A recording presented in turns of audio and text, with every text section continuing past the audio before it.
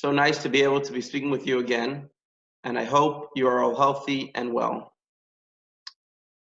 Things that are rare are very valuable. Take, for example, a rare car, rare metal, a rare photograph, a rare autograph. These things are rare and therefore very valuable and very precious.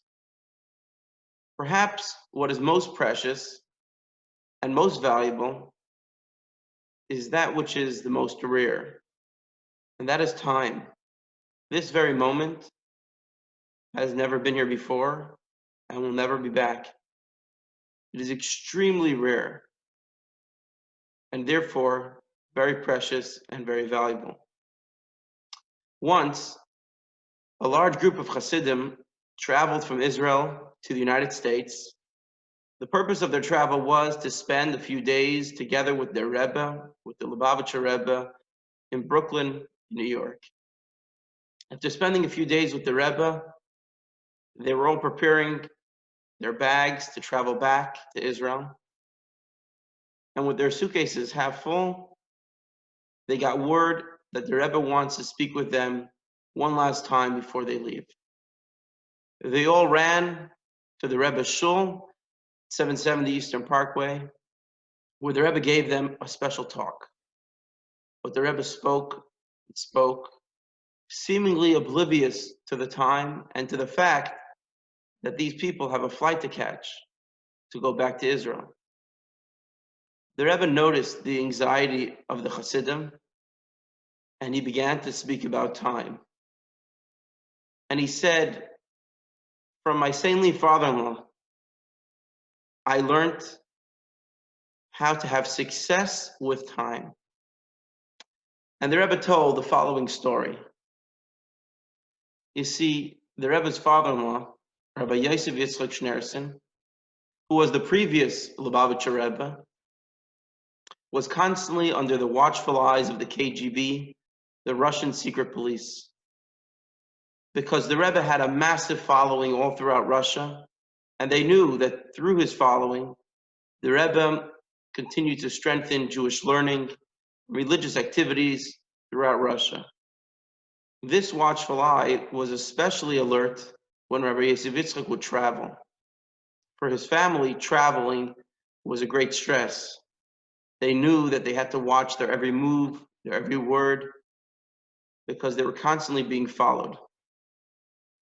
It was during the preparations for one such trip, a trip that would take the Rebbe from Leningrad to Moscow, when his son-in-law, the Rebbe, went in to see Rabbi Yosef Yitzchak. And this was about half an hour before they had to leave to the train station, to leave to Moscow. And when he walked into the room, the Rebbe said, I was shocked. I was shocked to see my father-in-law not nervous, not stressed, not anxious. In fact, sitting and studying, and not studying something simple, but studying something very deep. The Rebbe said, I couldn't hold myself back. I could not contain myself. And I said in Hebrew, Ad kedei kach, to such an extent, are you so focused that even during such a time of stress and anxiety, don't let it get to you, and you're able to keep your mind concentrated on your learning? Rabbi Yosef Yitzchak turned to his son-in-law, future Rebbe, and said, this is what it means to have success with time. For all of us, there are 24 hours in a day. We all have the same amount of minutes in a day. The question is, how do we use that time? Are we able to be in the moment and appreciate this moment and not be worried about what was before and what will come later? That is what it means to have success with time. And with that, the Rebbe turned to his Hasidim, who were anxious about missing their flight back to Israel. And the Rebbe told them that for these moments that we're here together at a Hasidic gathering, enjoying each other's company before you leave back to Israel, let's not focus on the clock, and let's focus on where we are and what we're doing. That is what it means to have success with time. The time of year in which we find ourselves today is the period between two holidays, the holiday of Passover, Pesach, and the holiday of Shavuos, the holiday of the giving of the Torah. The Torah gives us a very interesting mitzvah for these days, that we should count the days. Every day, starting from Passover until Shavuos, we count. Today is 1 day. Today is 2 days. Today is 3 days. We count the time. We count things that are precious and that are valuable to us.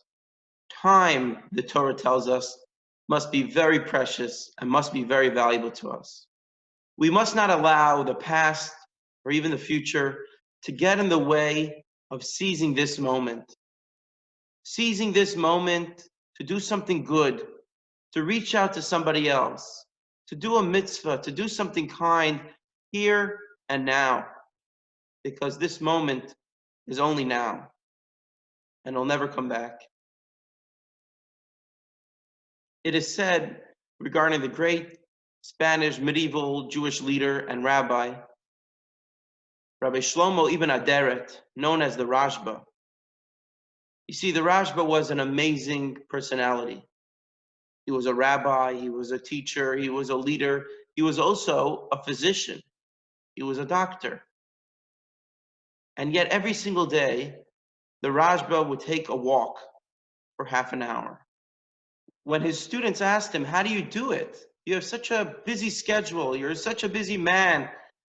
How do you have this half an hour every day to walk alone? And the Rashba answered, he said, you know, when I'm teaching, there's no walk. When I'm walking, there's no teaching. When I'm a doctor, I'm not a teacher. When I'm a teacher, I'm not a doctor. The Rashba was saying that whatever he was doing, he put himself into that completely to maximize that moment, because every moment begs of us that it should be utilized and utilized for good, do a mitzvah, to do something kind for somebody else.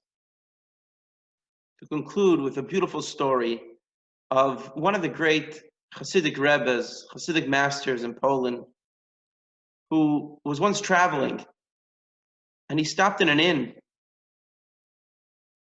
And when he woke up in the morning, he turned to the innkeeper and he said, in the room where I stayed last night, there's an extraordinary clock.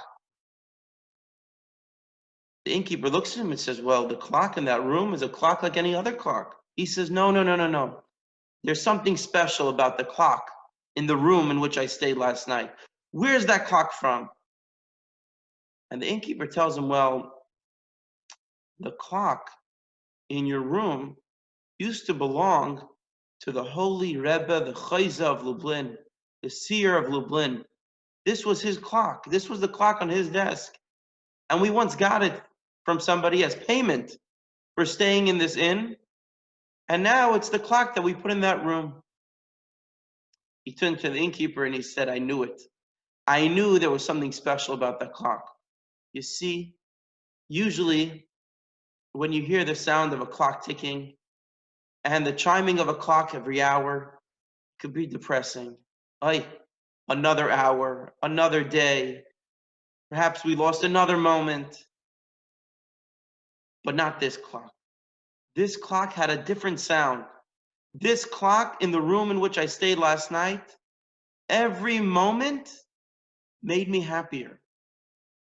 You see, because this clock belonged to somebody who utilized every moment to do a mitzvah. This clock belonged to someone who maximized every moment. And for that reason, the message of this clock is a different message. The message when this clock ticks and when this clock chimes is that we're one moment closer to Mashiach. We're one moment closer to a better future. And I want to take this opportunity to wish everybody only gesund, only health, and we should come together for happy and for good occasions. Thank you very much. Seid gesund.